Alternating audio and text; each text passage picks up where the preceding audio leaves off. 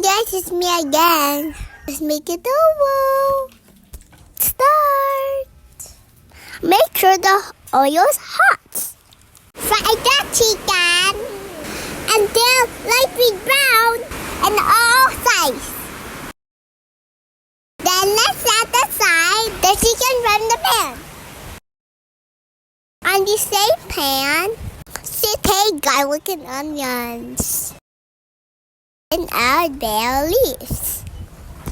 When it's fragrant, return the chicken to the pan.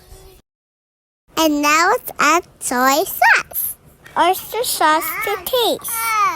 Stir occasionally to avoid burning. It's time to add water, vinegar, powdered black pepper, 2 tablespoons of sugar.